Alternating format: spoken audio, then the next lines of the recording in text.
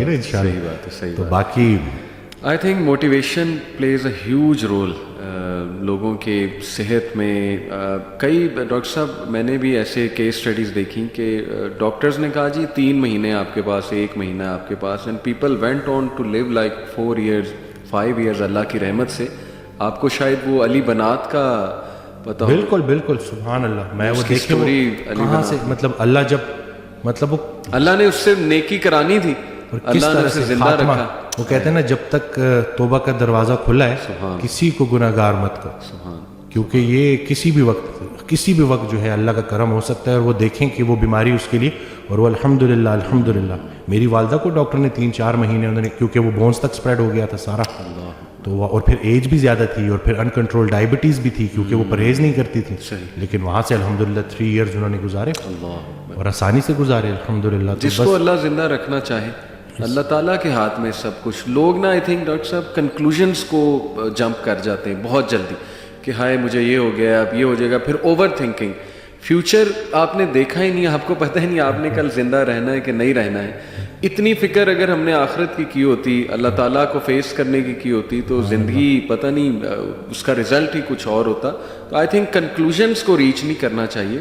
It's too early to reach to conclusion. Doctor بھائی کوئی خدا تو نہیں ہے. بالکل صحیح بات. ڈاکٹر نے اگر آپ کو ایک بات کہہ دی ہے تو ٹھیک ہے, اس نے اپنے نالج کے مطابق کہہ دیا, لیکن اصل میں شفا دینے والی ذات اللہ ہے, چلانے والی ذات اللہ تعالیٰ ہے. کئی لوگ ہیں ڈاکٹرز کہتے ہیں جی آپ کو تو ہو ہی نہیں سکتا, لیکن یہ کہ بہت سی چیزیں انہیں ہو جاتی ہیں موٹیویشن کے through. But main thing is کہ کنٹرولنگ دی انگزائٹی. بالکل, کہ آپ نے نا بس راضی رہنا ہے اور اپنے آپ کو بزی رکھنا ہے اور پازیٹیو لوگوں میں بیٹھنا ہے. اچھا, دقت لوگوں کی طرف سے ہوتی ہے. اور اس دن میں ایک جملہ مجھے بڑا اچھا لگا کہ کسی کی فطرت جاننے کے بعد اس سے جھگڑا کرنا بھی اس پہ ساتھ ظلم کرنا.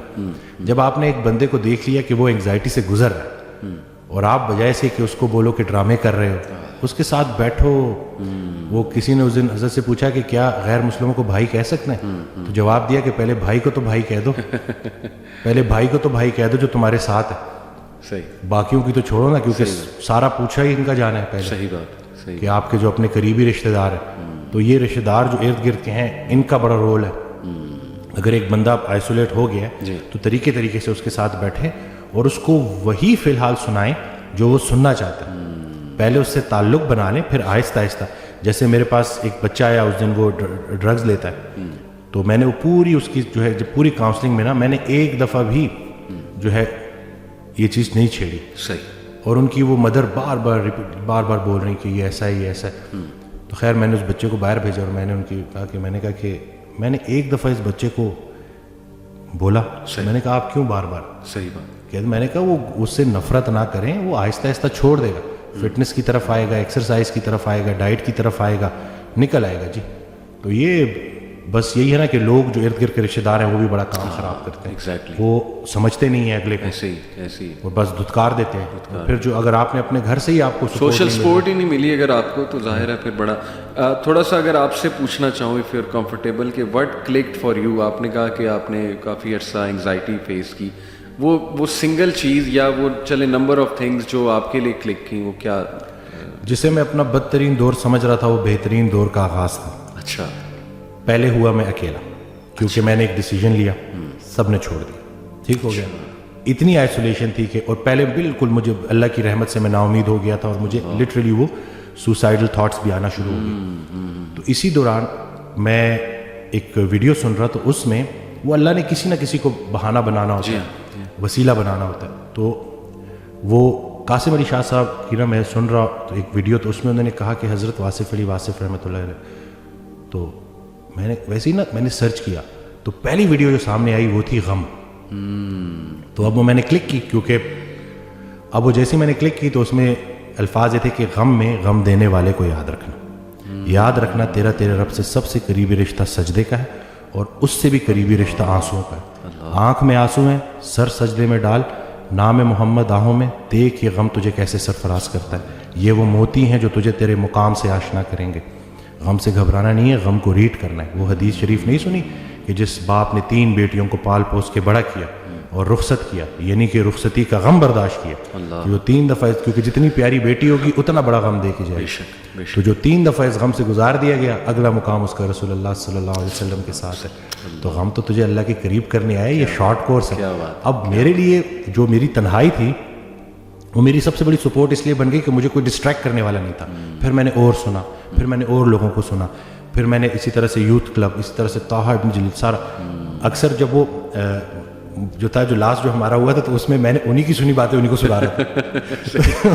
تو بس لیکن دیکھیں نا, کہیں سے بھی اگر, اور ان سے بھی جب پوچھتے تھے نا جیسے کہ آپ کے لیے ہم کیا کریں, تو انہوں نے کہا کہ میرا یہ پیغام لوگوں تک پہنچا کہ یہ جو ہم عمل سے خالی ہو گئے ہیں نا, وہ علم جو عمل سے خالی رہ جائے اس کا بھی پوچھا جائے گا. صحیح بات. تو کرنے والے کام ہے, کر ڈالو. ہمارا سب سے بڑی خوش فہمی ہماری یہ ہے کہ ہمارے پاس ٹائم ہے.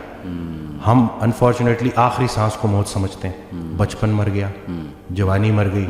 جوانی تو ہاتھوں سے ایسے نکل جاتی ہے جیسے مہندی کا رنگ, ٹھیک ہے. اور پھر جب آپ کو پتہ چلتا ہے تو آپ اس بڑھاپے میں ہو, اور اب آپ جب ماضی میں دیکھ رہے ہوتے ہو کہ کہیں میں اب کیا لے کے جا رہا ہوں اللہ کے پاس. تو یہی ہے کہ یہی وقت ہے. تو جس ٹائم میں بھی گلہ کر رہا تھا, شکوے کر رہا تھا, اور پھر انہوں نے کہا کہ خواہشیں ٹوٹنے کا اور اس غم سے نکلنے کا ایک ہی طریقہ ہے کہ کوئی ایک خواہش ایسی ڈیولپ کر لی جائے جو باقی تمام خواہشات پہ بازی لے جائے, لیکن وہ خواہش ٹھہرنے کی نہ ہو, جانے کی ہو. فکر آخرت تمہیں دنیا کی ہر فکر سے آزاد. صحیح بات, صحیح بات. جو بن دیکھے رحمان سے ڈرتا تھا وہ تب نہیں ڈرے گا جب دیکھے گا. صحیح بات. بلکہ لاسٹ جب میں لاہور آیا تھا تو یہ میں نے وہ ٹی وی لگایا تو وہ قرآن کی, تو اس میں نا اس کی آیت, اس کا ترجمہ کہ قرآن پاک میں اللہ تعالیٰ کہتا ہے, ارشاد فرماتے ہیں کہ تم وہ وعدہ یاد رکھو جو تم نے مجھ سے کیا تھا, میں وہ وعدہ یاد رکھوں گا جو میں نے تم سے کیا تھا. تو ہم نے بس وہ وعدہ کیا تھا. نماز بھی تو اللہ کی یاد ہے نا. صحیح صحیح. تو اور پھر دوسرا یہ کہ یکسوئی, کہ جب آپ کا نا یکسوئی نصیب ہو جائے, ایک ہی آپ ڈائریکشن میں چلنا شروع ہو جاؤ. محبت کیا ہے؟ محبت ادھر ادھر دیکھنا نہیں ہے, ایک ہی ڈائریکشن میں دیکھنا. بالکل صحیح. تو جب آپ کی ڈائریکشن اللہ کی طرف ہو جائے نا, پھر اٹھنا بیٹھنا ہر چیز, اور ویسے ہی اللہ تعالیٰ آپ کو مشکل سے نکال. اور ڈاکٹر صاحب آئی تھنک یہ جو سینٹینس ہے نا جو آپ نے بولا تھا کہ اللہ سنبھال لے گا, بالکل ultimately you have to leave everything to اللہ. اور قرآن مجید میں بھی اللہ, ایون نبی صلی اللہ علیہ وسلم کہتے ہیں نا کہ تم مشورہ کرو, لیکن اس کے بعد اللہ پہ توکل کرو اور چھوڑ دو, اللہ تعالیٰ اس کو سنبھال لے گا. آئی تھنک جب ہمیں یہ بلیف ہو گیا نا کہ کائنات کا نظام چلانے والا اللہ, لوگوں کے دلوں کا کنٹرول اللہ کی 2 انگلیوں کے درمیان ہے, یہ حدیث میں آتا ہے. ہر چیز, ایٹم بھی موو نہیں کر سکتا اللہ کی اجازت کے بغیر. اللہ الوکیل ہے, جس کا مطلب ہے ڈسپوزر آف افیئرز. تمام افیئرز اللہ نے ڈسپوز آف کرنے ہیں. جو آپ کی زندگی میں ہو رہا ہے یہ آپ توکل رکھیں, یقین رکھیں کہ وہ اللہ کی اجازت سے ہو رہا ہے, اس کا ایک مقصد ہے. بس آپ نے یہ تلاش کرنا ہے, بجائے کہ اس غم کو اپنے سر پہ چڑھانے کے, جیسے آپ نے کہا you just have to find out کہ یار یہ آیا کیوں ہے, اس کا مقصد کیا ہے, یہ مجھے کیا سکھانا چاہ رہا ہے. اور سجدے میں جا کے بندہ رو پڑے اللہ کے آگے, اللہ سے تقویت مانگے, اللہ سے کہے کہ اللہ مجھے پرسپیکٹیو دے. بلکہ میں ایک کوٹ پڑھ رہا تھا, ایون دو ہی از اے نان مسلم رائٹر ہے بہت بڑا, میرے ذہن سے ابھی خیر نام نکل گیا, انہوں نے بڑی کمال کی بات کی. انہوں نے کہا O my lord make me brave, and مجھے ایسی سکت دے کہ میں اپنے غم سے وہ ریزن ڈھونڈ سکوں کہ یہ آیا کیوں ہے. سبحان اللہ. یعنی ایون دو از اے نان مسلم, لیکن یہ کہ اتنی اس میں عقل ہے کہ وہ یہ دعا کر رہا ہے. تو یہی بات ہے کہ وزڈم فائنڈ آؤٹ کرو کہ یہ کیوں آیا ہے. اور بلکہ میں ڈاکٹر صاحب, ایک میرے دوست ہیں بڑے اچھے اسکالر ہیں, انہوں نے ایک بڑی پیاری بات کی. انہوں نے کہا کہ جب بندے پہ غم آئے نا تو چلو کچھ دیر غمگین رہنا یہ نیچرل ہے, فطری ہے. رسول اللہ صلی اللہ علیہ وسلم پہ بڑے غم آئے, حضرت خدیجہ کی جو ڈیتھ تھی وہ اس سے بڑا غم نہیں تھا. The most smiling face did not smile for months, تو اٹس نیچرل اوکے. لیکن وہ رک نہیں گئے, ایسا نہیں تھا کہ وہ آئسولیشن میں چلے گئے, یا ایسا نہیں تھا کہ سارے کام ٹھپ ہو گئے. کیونکہ میرے دوست نے کہا کہ دیکھو جب ہم ٹھپ ہو جاتے ہیں نا, یہ پیسو شکوہ ہے اللہ سے. اتنی تو ہمت نہیں زبانی رب سے شکایت کریں, لیکن یہ کہ ہم ٹھپ ہو کے دکھاتے ہیں کہ جی بس میں تو راضی نہیں آپ کی رضا میں, انڈائریکٹلی تو ہم یہی کہہ رہے ہیں. انہوں نے کہا جو لوگ غم میں کھڑے ہو جاتے ہیں نا, ان کا دل نہیں کر رہا صبح اٹھنے کا, بستر پہ پڑے رہتے ہیں. آئی ایم شیور آپ بھی ایسی کنڈیشن سے گزرے ہیں کہ اٹھنے کا دل ہی نہیں کرتا, ہمت ہی نہیں کہ جی بندے کا دل کرتا ہے میں سویا رہوں, ریالٹی میں آؤں ہی نہ, مطلب ریالٹی سو بیڈ. لیکن اس وقت جو اٹھ جاتا ہے نا, یقین کریں جو ہمت پکڑتا ہے, اللہ کا نام لیتا ہے, آئی تھنک یہ اللہ کو وہ یہ میسج دے رہا ہے کہ اللہ میں راضی ہوں, عظیم, بالکل. بس اب آپ چلائیں.